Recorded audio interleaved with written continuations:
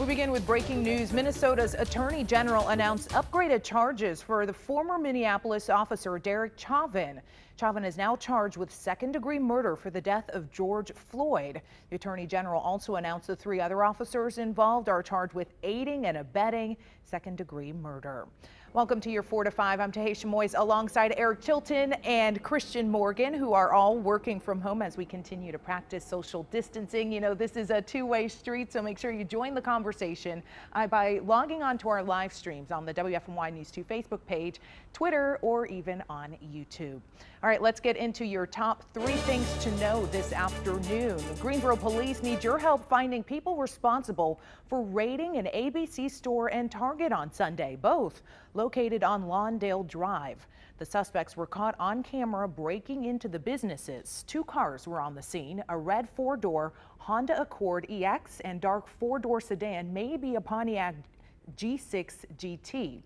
Authorities are also searching for anyone involved in the mattress firm fire on Lawndale Drive. That building was set on fire around the same time the ABC store and Target were broken into. If you have any information, you can call Crime Stoppers anonymously. 6 people were arrested Tuesday in Greensboro for being armed during protests. Officials say at least one had a gun. And when officers approached the group, they tried to run from police. Police collected 6 guns from 5 people in the group. One person was hit by a car while running away. He was taken to the hospital before being released to the Guilford County Jail. And the Guilford County Sheriff's Office is offering a reward for any information leading to the arrest of whoever set the courthouse on fire. Now, that arsonist set it ablaze around 1 on Sunday morning. The fire was contained by emergency responders. Any tips will remain anonymous. You can call Guilford Crime Stoppers for that. Well, protests around the nation, recent ones at least, mainly peaceful, including here in Greensboro and in Winston-Salem. Winston-Salem demonstrators gathered to show a peaceful call for justice. Hundreds marched in this protest, and the demonstration even reached Highway 52, temporarily stopping traffic there. There will be another demonstration tonight at 6 o'clock. Be aware of that. In Greensboro, people kneeled for a moment of silence in front of police headquarters. That crowd left peacefully as the curfew began. The cities of Greensboro and High Point are under curfew until tomorrow morning unless the mayors choose to renew that order. Curfew goes from 8 p.m. to 6 a.m. Now, there are a few exceptions to curfew for people going to and from work. You are able to walk your dog or go to the doctor's office. If you do violate curfew, though, you could face a $500 fine and a misdemeanor charge. Mayor Nancy Vaughn says setting curfew was a tough decision meant to protect people peacefully protesting. She posted this post to her Facebook page today, letting people know why she set curfew and also that she never activated the National Guard. The mayor says she keeps getting emails to call off the Guard, and there's a flyer going around. She says if she had activated them, we would see them on the streets. The mother of George Floyd's 6-year-old daughter says she wants justice for his death. Roxy Washington says she wants everyone to be aware of what was taken because at the end of the day, everyone gets to go home to their families. But Floyd will never get to see his daughter grow up. He just didn't deserve that. I have to be strong because that's what he would want me to do. Roxy says Floyd was a good father to her daughter. She said she wonders why the legal process towards justice is taking so long. Well, former President Barack Obama will make a statement on Floyd's death today. He'll make this announcement at 5 p.m. That will be on his website. It's part of the My Brother's Keeper Alliance Town Hall series, and this will be the first on-camera statement since Floyd's death. Now, former President George W. Bush released his first statement yesterday. He said he and former First Lady Laura Bush are, quote, anguished. He said it remains a shocking failure that many African Americans, especially young African American men, were harassed and threatened in their own country. It is a strength when protesters, protected by responsible law enforcement, march for a better future. He went on to say this tragedy and a long series of similar tragedies raises a long overdue question. How do we end systemic racism in our society? The only way to see ourselves in a true light, he says, is to listen to the voices of so many who are hurting and grieving. Now, on the heels of former President George W. Bush's comments, that was something I wondered for myself, and I wanted to facilitate a conversation. So I asked you all on my Facebook page today, what systemic change would you like to see in America? Rosemary Cox Mays writes, public school funding equally distributed without reference to a tax base of a neighborhood. Jacob Keller says it's time we start requiring criminal justice degrees before you're handed a badge and gun. Carrie Olson writes in part, prison and justice system needs complete overhaul. No more contracting prisons and cells, no more indefinite sentences for petty crimes, no more decades of incarceration for drugs. Daniel Alexander writes in part, the school to prison pipeline needs to stop including many black and brown kids. Redlining needs to stop, and we all must enact anti-racist policies. Sharon Antonis writes, I'm too new at realizing my ignorance and feel I need to shut up and let people who have lived through it make the laws, and I'll support them. I'll do what I can to vote, march, share, and learn to be a better human. So much work to do.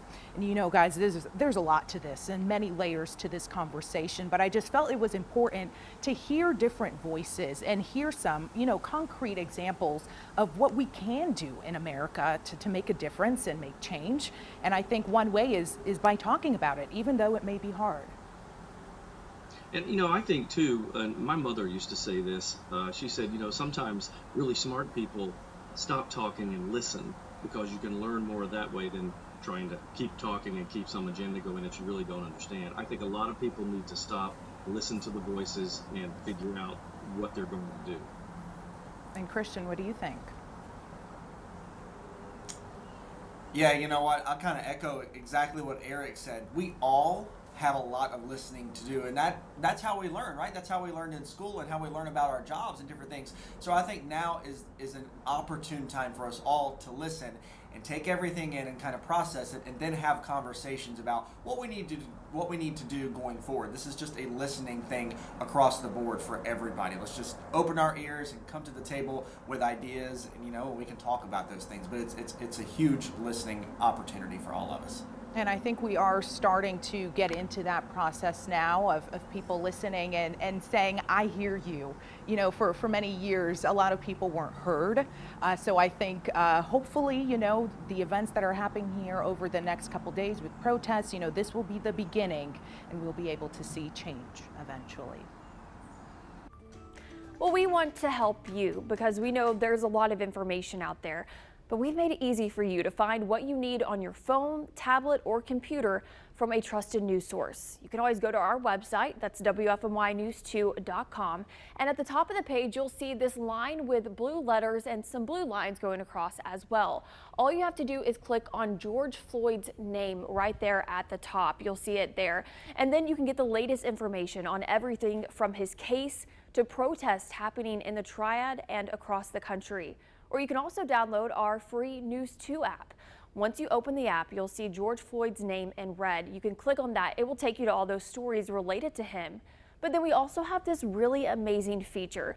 So after you scroll, you can go back to the home page and you'll see this orange tab.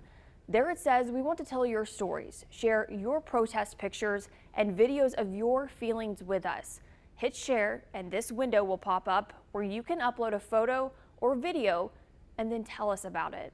Not only do we always want to keep you updated with the latest and most accurate information, but as you know, we like you to join in on the conversation and we'd love to hear from you. All right, now let's get to your 4 to 5 roundup. Travel is slowly starting to pick back up again. That's why PTI is urging passengers to come to the airport prepared. They're asking those flying to wear face coverings in the terminal building. Passengers are also asked to practice social distancing. Anyone picking up a passenger is asked to wait in their car. Because of that, PTI is waiving metered parking fares for 60 minutes. The U.S. should have 100 million doses of a coronavirus vaccine by the end of the year.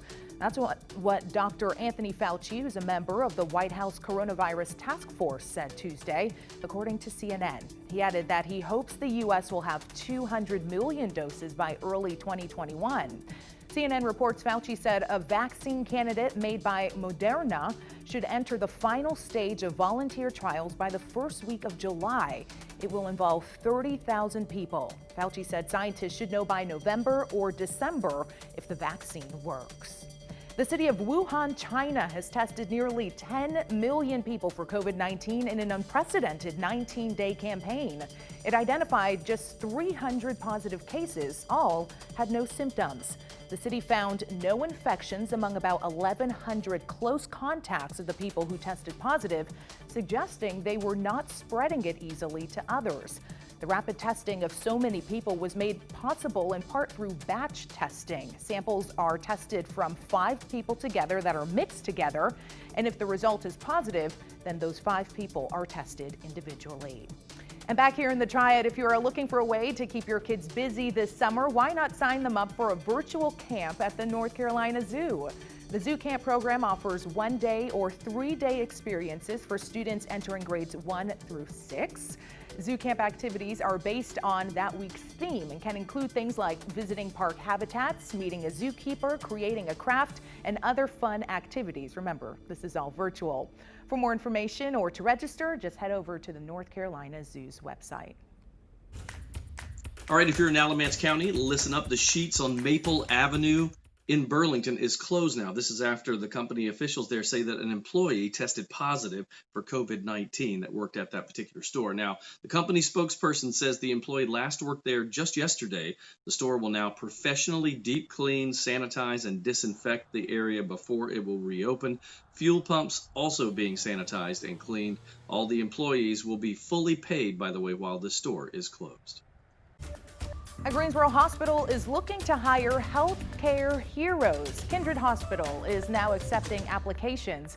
The goal is to expedite the hiring process and fill open positions as the pandemic puts extra strain on the healthcare system. The hospital is also offering a $10,000 signing bonus to any full-time registered nurses who are hired.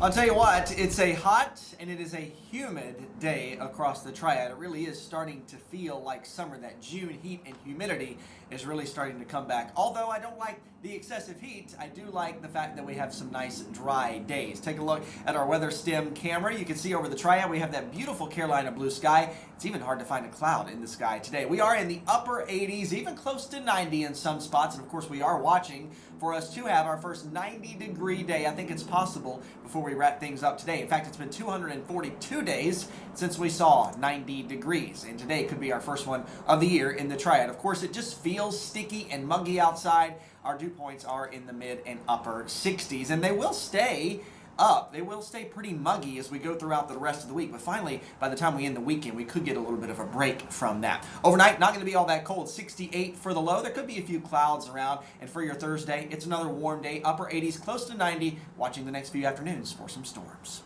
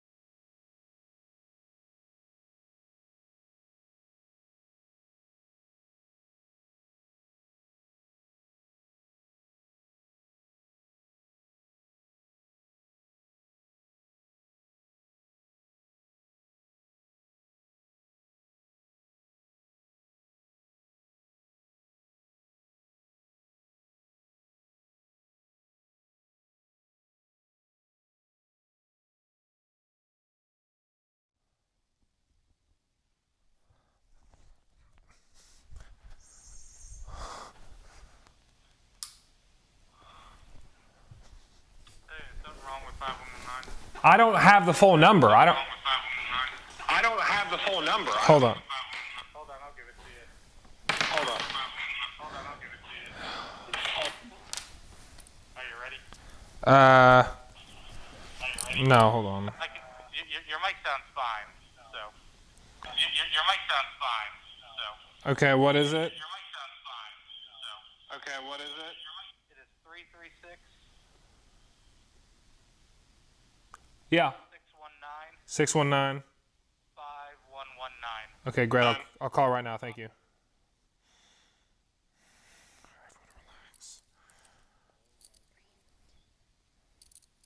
Welcome to Verizon Wireless. What? The number you dialed has been changed, disconnected, or is no longer in. 519.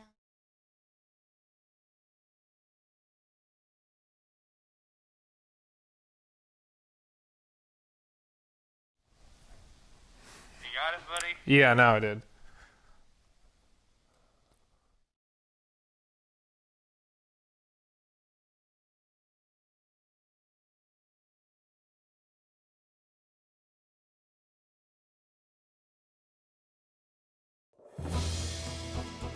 Well, in the wake of George Floyd's death, the Carolina Panthers also speaking out. They had a virtual press conference earlier today. The team's new head coach, Matt Rule, was asked to weigh in on this. And our own sports director, Luke Liddon, was listening in. And what were his words today, Luke? Yeah, Eric, it really was a genuine conversation with head coach Matt Rule. He started by saying what he was telling his children about everything that's transpired. He wants to be on the right side of things, especially 10, 15 years down the road. He wanted to be on the right side of history. And more importantly, he said he wanted to sit still, listen, as opposed to be the one that's talking. And we've seen protesters take to the streets throughout our entire nation, including right here in the Triad, advocating for change ever since the death of George Floyd. Rule and his crew recognize this and are aiming to help create change simply by listening more than ever before and looking within. It's time for us also to do so by not telling our Black brothers and sisters or people of any ethnic group how they should feel. It's time for us to listen. And it's time for us to empathize. And in any which way that we can to engage and talk and find ways for that discourse to someday lead to action.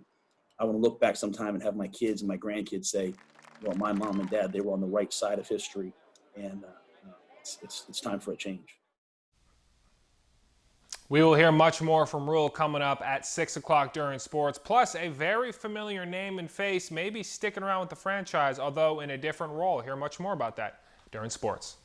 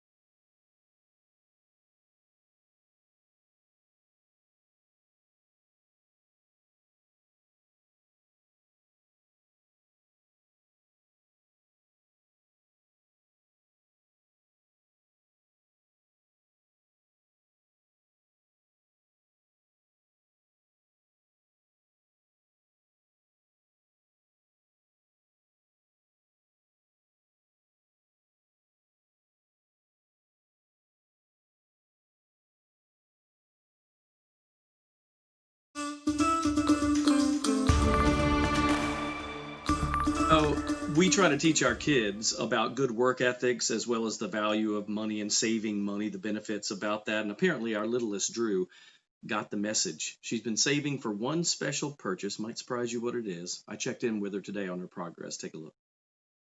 I've been saving for this Polaroid camera. A Polaroid camera? You can take pictures of stuff, and when it prints out, like, first it's like blank, and then like the picture, like, it turns into the picture, like. So how have you been saving money or making money? I've been selling dresses, jewelry, put a table out, or put a sign. So Dad put it on his Facebook page. And people started coming, and I'm like, he's gonna be good. And then, like with the toys thing, somehow I started at like $57 or $56, I think, and I got up to $74.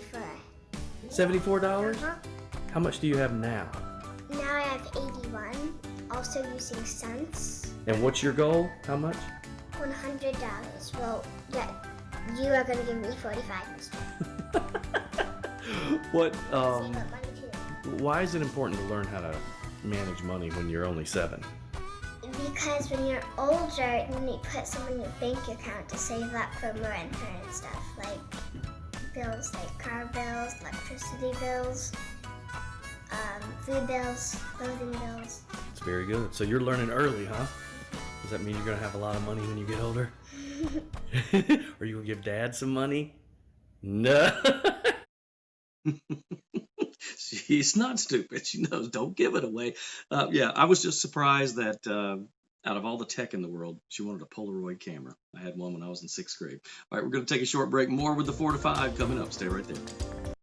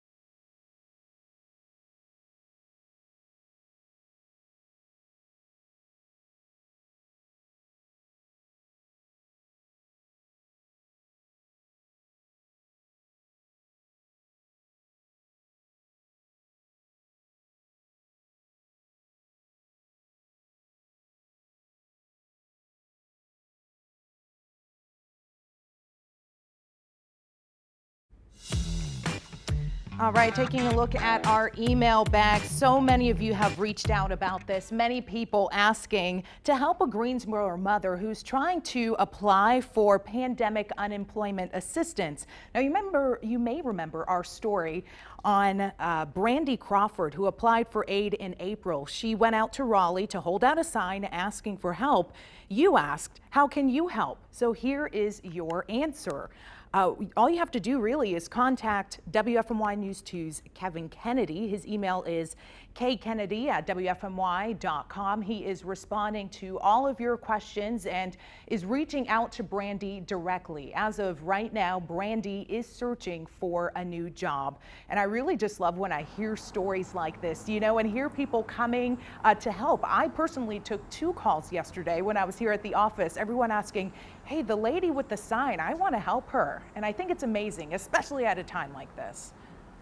Yeah, you hit the nail on the head. It's at this time. You know, a lot of people are. It's tight, right? Times are tight. A lot of these people are like, I don't have it, but they always have. There's always people with big hearts that do this, and a ton of that goes on in the Triad every time we bring a cause up.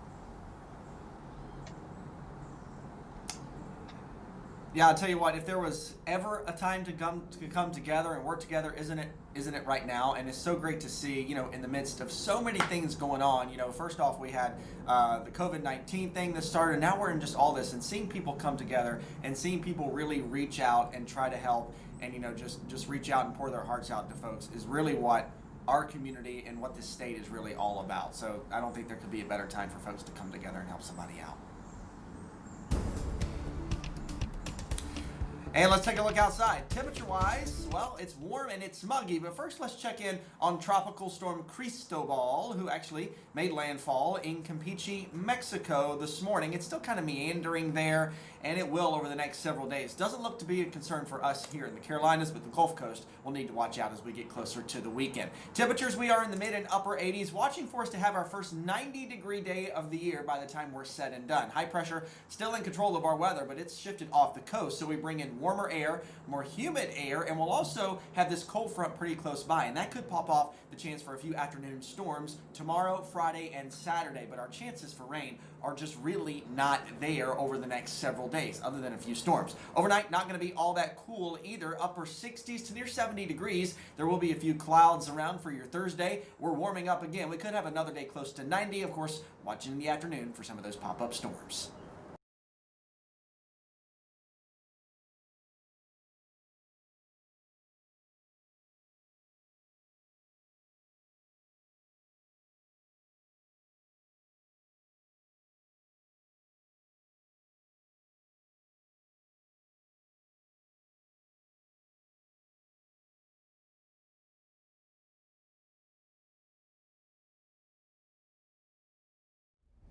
Hey, ice cold milk and an Oreo cookie, they forever go together.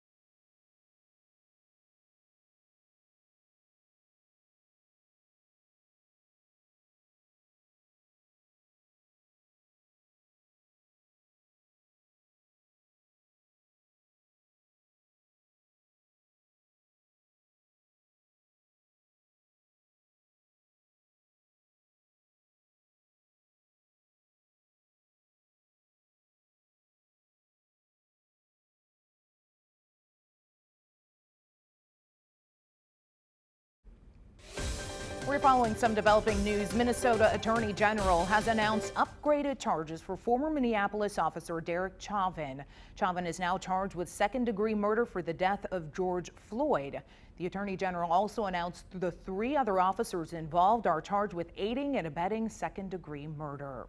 Welcome to your 4 to 5. I'm Tahisha Moyes, joined by Eric Chilton and Christian Morgan. We are all practicing social distancing, so they are still working from home. You know, this is an interactive newscast, and I've loved the conversations that we've been having online. If you want to join those, all you have to do is hop on to the WFMY News 2 live stream, either on Facebook, Twitter, or on YouTube. Now let's get to your 4 to 5 roundup and update you on the headlines of the day. Ferguson, Missouri elected its first black mayor in the city's history. City Council member Ella Jones was elected as mayor. She's also that city's first female mayor. She served as a council member there for the past 5 years. Now, Ferguson, if you remember, is where 18-year-old Michael Brown was shot and killed by an officer, pushing that city into national headlines. As part of a Justice Department agreement in that case, the city agreed to multiple reforms, and Jones promised if she was elected, she would be sure to continue making those changes. Warner Brothers is letting people stream the movie Just Mercy for free this month. The goal is to encourage the education on systemic racism. Now, the movie shows courtroom battles against racial injustice and mass incarceration. You can watch that on Prime Video, Apple TV, Fandango Now, YouTube, and Google Play. Back here in the Triad, High Point University is offering a second virtual STEM summer camp for kids. First session starts June 22nd, so classes do fill up quickly. That second camp will be from July 20th through the 31st. You can register your children on the university's website. That camp is open from kids in kindergarten through 6th grade.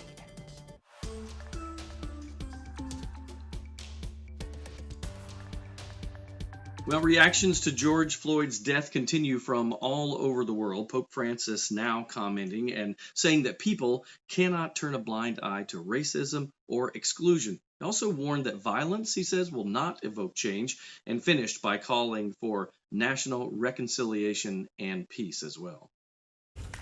Memorial services will be in 3 states in the coming days for George Floyd. Tomorrow, a memorial service will be at the North Central University campus in Minneapolis. It starts at 1 p.m. Central Time, so that's 2 p.m. on the East Coast. And then on Saturday, a public viewing will be in Rayford, North Carolina. Floyd was born in North Carolina. That viewing starts at 11 a.m., then a memorial service at 3.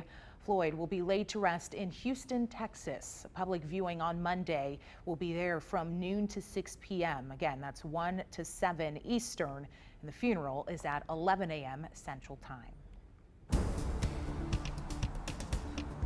That June heat and humidity, well, it's back in the triad, is it not? Temperatures in the mid and upper 80s across the area today. Although we do have the sunshine, we are nearing that 90-degree mark. Not there yet, but if we do get it, it will be the first day of the year so far that we've hit 90. And of course, that humidity has creeped back in, and it's going to stay around for several days. That's just that typical summer weather that we do have. Although we could get a little bit of a break on Sunday and Monday. Our temperatures could drop back a couple degrees as well. High pressure in control of our weather, really off the coast, so we bring in a little more of a southerly wind. It's warm air, it's more humid air. There's also going to be a cold front just to the north of us, and with that close by, we could have a few afternoon storms tomorrow, Friday, and Saturday. Not a big chance for rain, but that is something we'll watch. A few clouds overnight, upper 60s to near 70 for your overnight low. Getting warm again tomorrow, near 90 again, and of course watching the afternoon for some of those pop-up storms. Cooling down just a little bit, temperatures more seasonable by the end of the weekend heading into next week. Jobless claims skyrocketed during the pandemic as companies closed their doors. If you filed for unemployment, the government added $600 a week to those benefits since April. But when unemployment payments expire next month, it means payments would max out in North Carolina at $350 per week. Our money expert Janae Adams is here, and Janae, we know nothing lasts forever. No, it does not. And of course, this pandemic caused the economy to crash hard, and tens of millions of people lost their job. And so the government, like you said, had to take drastic measures. And one of those drastic measures was the federal pandemic unemployment compensation of $600 per week. And it is going to end It's going to stop at the end of July. And so I want to share some tips that people can use right now before it ends at the end of July so that they can be prepared. All right, so we have a good month to get ready. So how do we do that? Yeah, first and foremost, you need to write your expenses down right now. You need to take the time to write them down on a piece of paper and see who you owe money to, especially if you have put some bills on hold. Knowing who you owe will make it easier for you to catch up on some of those bills before the $600 ends. All right, and then we have another way to help as well. Yeah, so you need to put $1 to each expense. So now that you've written down the expenses, it's time to see where the dollars need to go. First and foremost, pay the expenses that could not be on hold during this time, like your groceries. And then when you have some money left out of the $600 per week, put it towards the important expenses such as your rent or mortgage, because you really need to keep a roof over your head. And then if you have any money left after that, to start to pay some of those utilities you might have put on hold. And then when all else fails at the end, put money away in savings for any future emergency that you may have. Yeah, and then you have to get moving. Yes, you definitely have to get moving right now. That means you need to start looking for a new job. It is going to take some time to find another job. And if you don't want to work outside of your home, that's fine. There are plenty of work from home jobs available right now all around the United States. Do not wait. Please do not wait till July to start looking for a job, because what's going to happen is you're going to put yourself in a bad financial position if you can't find a job in time before that $600 a week ends. All right, so the best advice is to plan now. Yes, because I would not depend on the $600 per week extra going any further than July. So pretend like it's ending today, because you want to put yourself in a great financial position before July, the end of July comes. All right, it'll be here fast. Thanks, Janae. You can get more money advice and these tips from Janae Adams on our website, WFNYnews2.com. Well, in case you didn't know it, the coronavirus also hitting college graduates right in the wallet. Yeah, the pandemic put some jobs on hold or even cost them their jobs. CBS News' Laura Podesta reports many are worried for their future. Sports photographer Devin Wilbur says he's always been a go-getter and a planner. Ahead of his May 8th graduation from Oklahoma State, he had everything lined up to launch his career. Then the coronavirus paused most sports and his professional dreams. I had verbal offers. That's how they all extended them. They're like, hey, when you graduate in a few weeks, here's your job title will be, here's how you. And they've all been canceled or revoked. They've all been on hold. There's been a few that have been like, we're not hiring. University of Colorado grad Caitlin Skeen is in a similar situation. It's stressful and very anxiety provoking. In August, she's supposed to move to Florida to begin work with the Walt Disney Company. Now she's not sure if that job is still available. I had everything planned out to a T, and now those plans aren't happening. We have students reaching out to us that have had their offers again canceled. Stacey Jeffers, the career counseling director at St. Mary's College in Indiana, says she's busier than ever helping graduates find opportunities after job offers were rescinded. She says those headed into industries hardest hit by the coronavirus are having the most trouble. Certainly the roles where it's required to be on site or be face-to-face with other people, other individuals, those are the positions that we're seeing that our students have had offers canceled. Now Wilbur is chasing any work he can find. Do a bunch of various odd jobs to kind of make money. He hopes one of the companies that had promised him full-time employment will eventually put that offer back on the table. Laura Podesta, CBS News. Oh, there are so many questions when it comes to the curfew in Greensboro. For instance, just how long is this curfew thing going to last? Yeah, because right now the mayor is the one to lift it. That's right, and we're expecting the curfew to go all the way through the weekend. Yeah, and that curfew, if you didn't hear, goes from 8 p.m. to 6 a.m. in the morning, and it's basically meaning you can't travel in city limits. That's right, but there's been a whole lot of questions, especially on a church night, like a Wednesday night. Does church have to deal with curfew? Yes, according to the city of Greensboro, church should be finished with all activities prior to 8 p.m. tonight so that the congregation can indeed return home in time for the curfew. So yes, church needs to abide by the curfew set. We are answering a few more curfew questions coming up at 6 o'clock. But coming up at 5:30, the focus is stimulus payments and taxes. That's right. We've got the answers to those questions, and whatever your questions may be, text 336-379-5775. We have experts on stimulus and taxes at 5:30.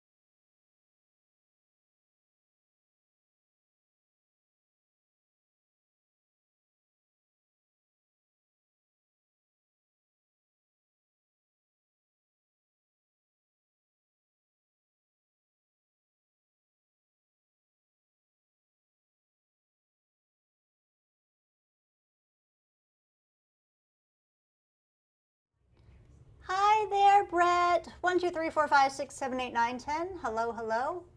Thank you.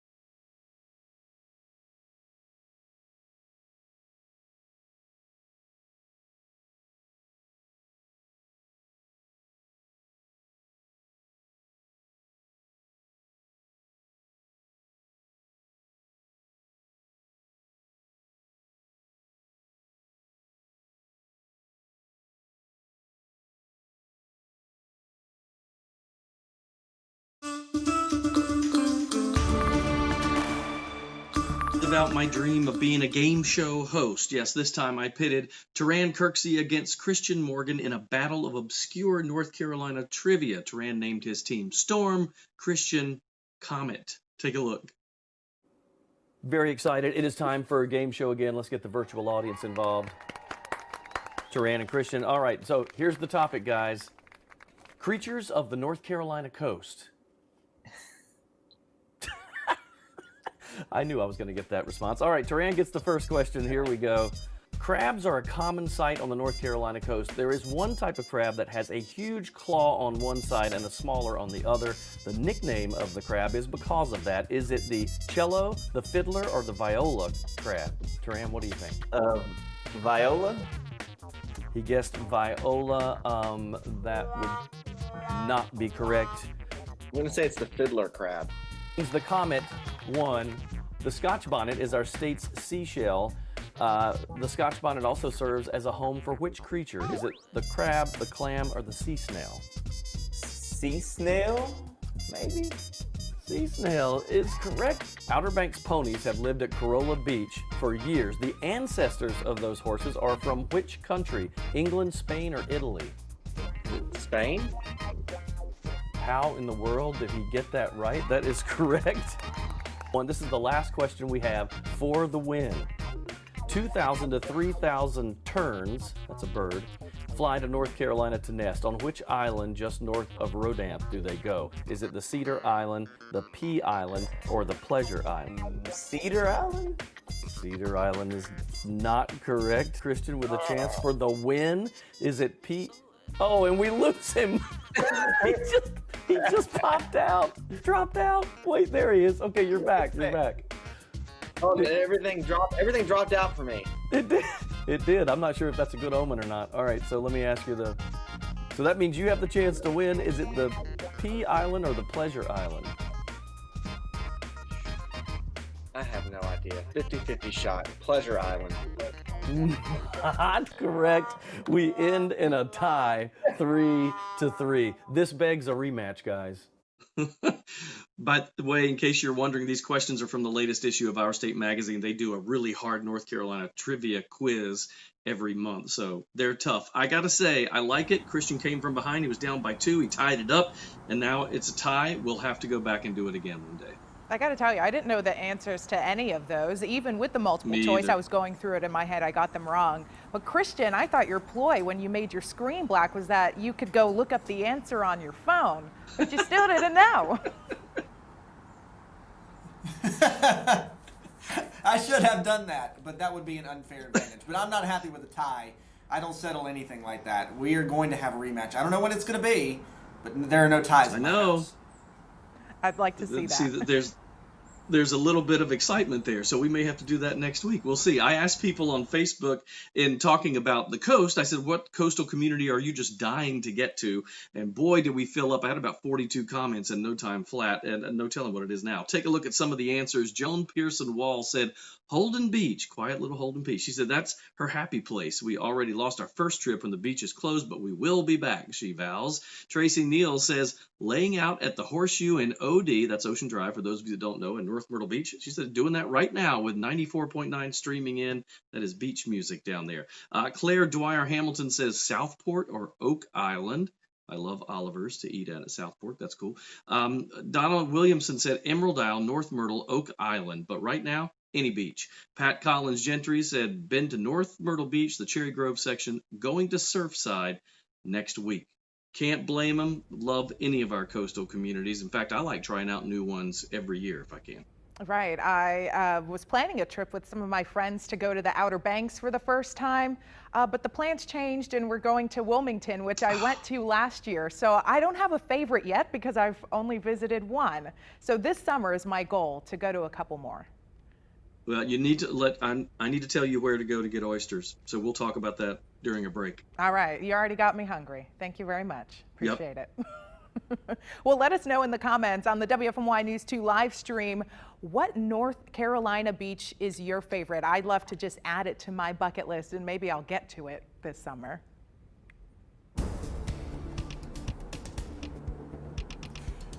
Oh, weather-wise, so first off, Tohesha, I hope that you do get there this summer. Hopefully things will be warm and sunny and that you will be able to enjoy that. Let's check in on Tropical Storm Cristobal, which did make landfall on the island of Campeche, Mexico this morning. It's still kind of meandering around there, and it will over the next several days, but it will slowly take a trek to the north, so not going to be a problem for us here in the Carolinas, but folks along the Gulf Coast definitely do need to keep an eye on it as we go through the rest of the week, and especially heading into this weekend. For us here, we just have the heat and the humidity that we are used to in summer in North Carolina. Upper 80s to near 90 degrees today. Still watching to see if we can hit that 90-degree mark for the first time this year. And yes, it is muggy outside.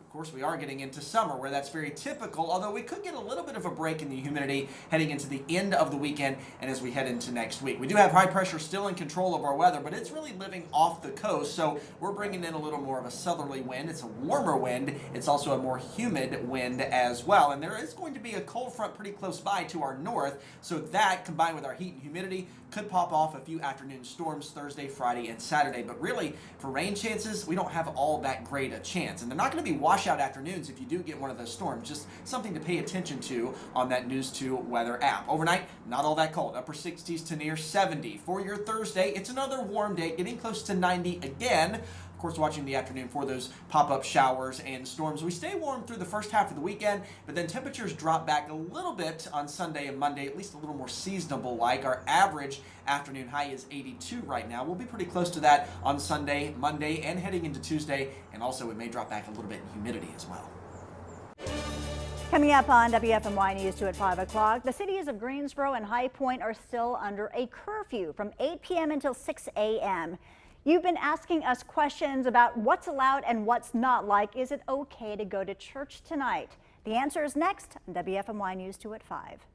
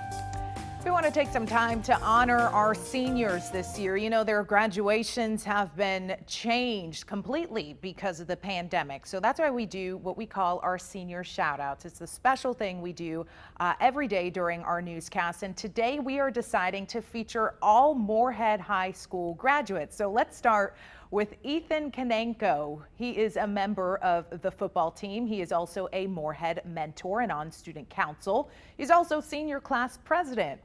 He plans to go to Appalachian State University in the fall. Next, we have Jason Lemons, also graduating from Moorhead High. He's a member of the National Honor Society and the National Technical Honor Society. He's a lifeguard at Lynn Rock Swim Club, and he'll be going to Rockingham Community College to study nursing. And finally, we have Gray Martin. Gray is on the student government, and he has been for the past 4 years. He is a Moorhead mentor. Gray is an intern at Osborne Baptist Church, Eden Youth Council, and Rockingham County Juvenile Crime Prevention Council. Gray will be going to Liberty University, my alma mater, to study business administration and financial planning, and also wants to minor in ministry. We want to say a big congratulations to the class of 2020. And if you want to share your senior shout outs with us, just find the submission form on our website. Submit photos of your senior. We're asking you don't send professional photos though. Be sure to include their name, their school. You can also include a personal message with your shout out. We'll be right back with my 2 cents.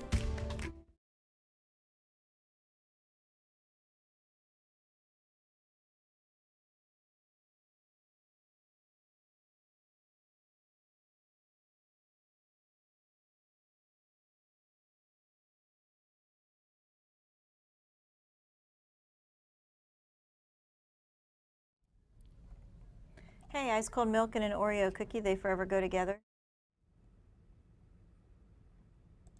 Hello, mic check 1, 2, 3, 4, 5, 6.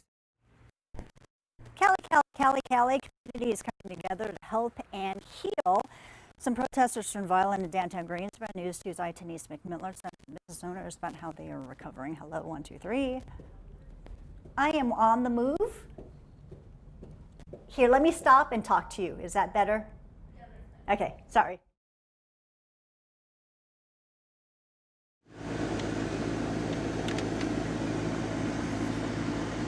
Hello, 1, 2, 3. Forgive the dull noise. That is my air conditioner. I will be turning that off. I will be turning it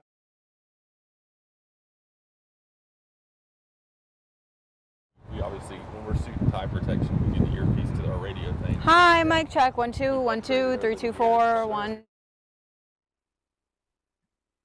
Greensboro police tell me they've seen several people at the demonstration with guns. Normally, yeah, I gotcha.